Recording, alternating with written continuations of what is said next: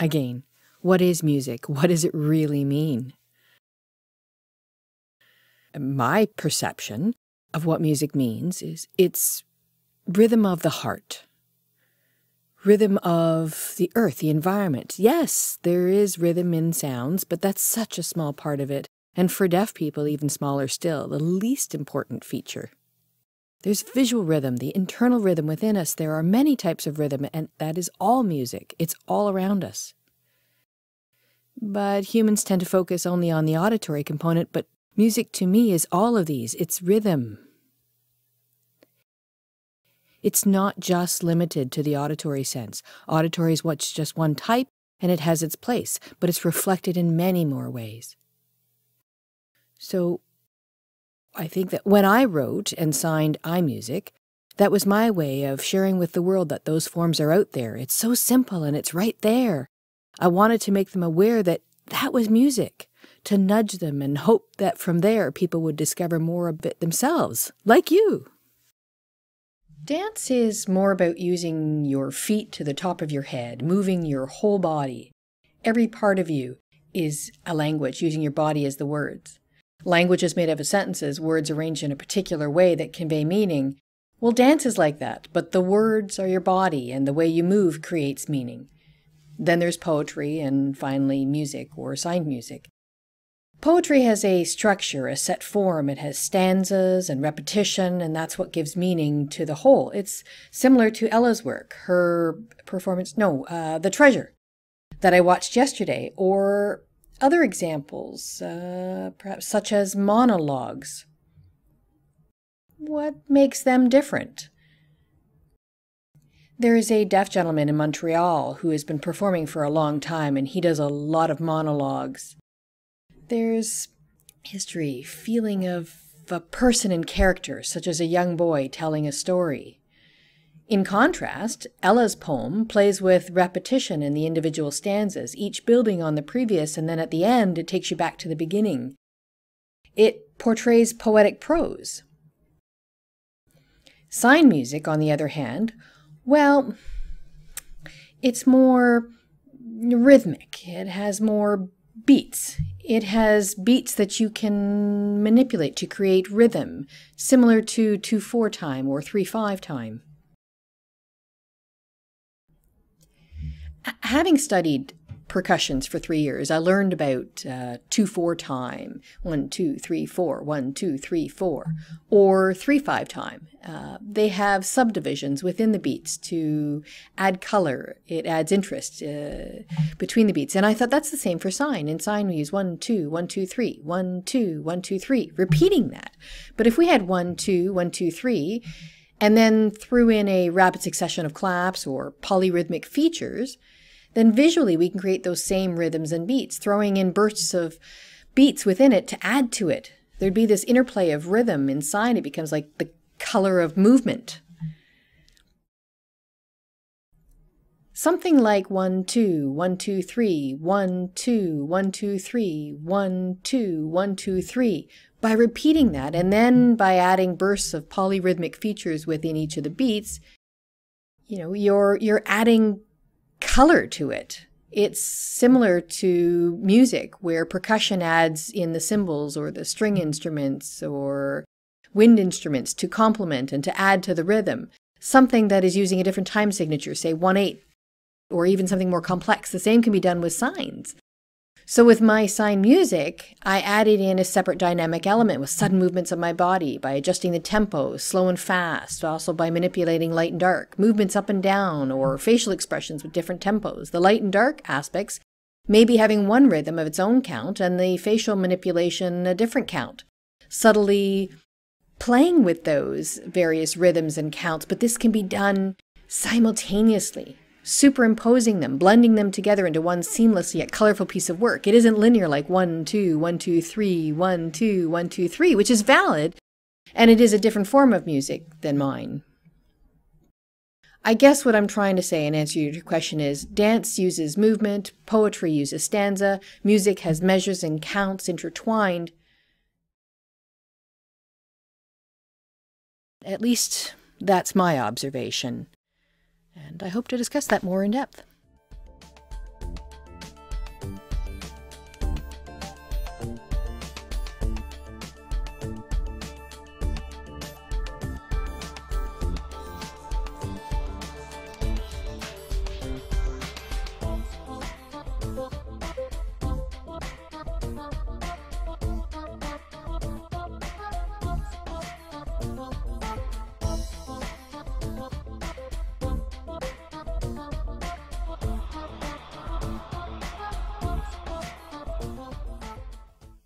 With that experimental clip, it was a challenge. I didn't follow any prescribed music. Rather, I created my own through movement. Because deaf people have internal rhythm. We see it in everyday life. We see it in everything around us. The traffic, it has a rhythm. The flow of pedestrian traffic has a certain beat. The traffic lights and even the rising of the sun and setting of the sun has rhythm. The world is full of examples. We have this inside of ourselves, and it isn't auditory dependent. So I challenged myself to try it with sign, and it worked. Deaf audiences enjoyed it, and for that matter, so did non-deaf. They were fascinated, and they asked for acoustic music to be added to it because they said it had rhythm. I thought about it. This piece is unique.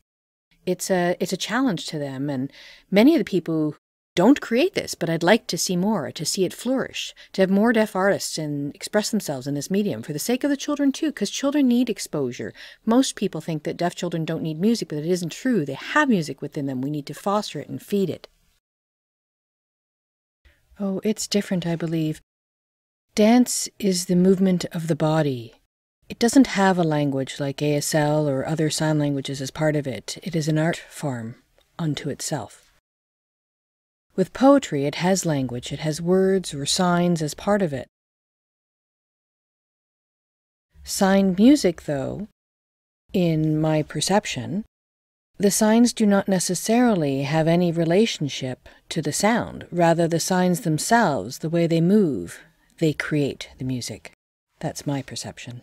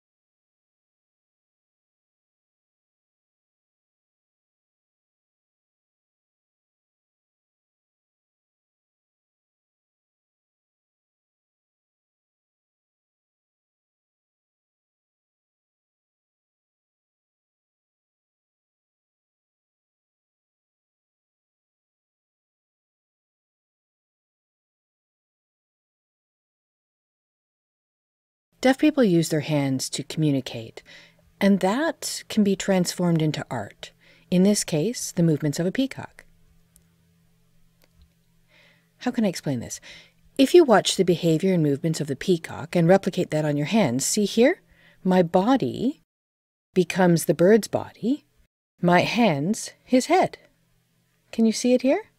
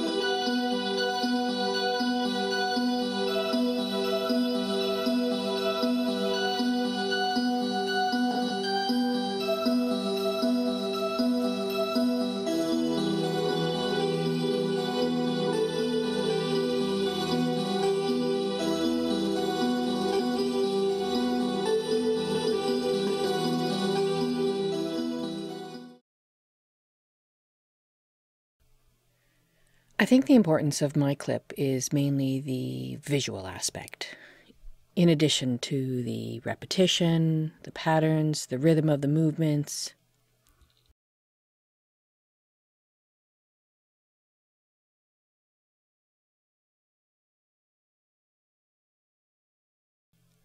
When I created that piece, I was thinking, well, I personally love nature, specifically water, because water itself has no sound.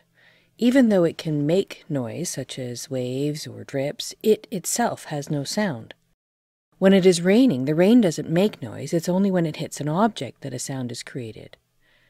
That made me want to represent what I see in the water, what it sounds like to me, which is visual. In my video, Eyes, the movement is mostly referencing water, water crashing, the waves, etc., trying to show how it moves. I need to give you the history for that poem. Its first rendition was a written version, not signed. I happened to get inspired and captured that in a written form. But once I had that, I attempted to play with the written verses again, moving around their placement on the page visually, playing with E. E. Cummings' style. I tried to rearrange the flow of the written piece to mimic the visual imagery that I had of the power lines cascading over the landscape like music itself. I got it to be just right, and then it remained there for a long time in that form. I assumed that I couldn't translate it into sign, that somehow it wouldn't be the same, so there it sat. It wasn't until I met up with another deaf actress, I believe it was Frida Norman. Frida had been working on various translation projects from written English into sign. Frida wasn't dependent on the English. Instead, she would look beyond the words and analyze for meaning and then translate. That was a defining moment for me. I instantly liked that approach, and it allowed me to break from form, from English. I worked with my text. Did I get it to the place where I felt it was just right that I could call it my original ASL text? No. But the more I worked on it, the more I removed myself from the English, similar to what you saw in The Treasure, so that it no longer looked like the written text, but was ASL poetry. I attempted to recapture the original inspiration from my own experience and incorporate that into a signed version, but to some degree I was still attached to the English.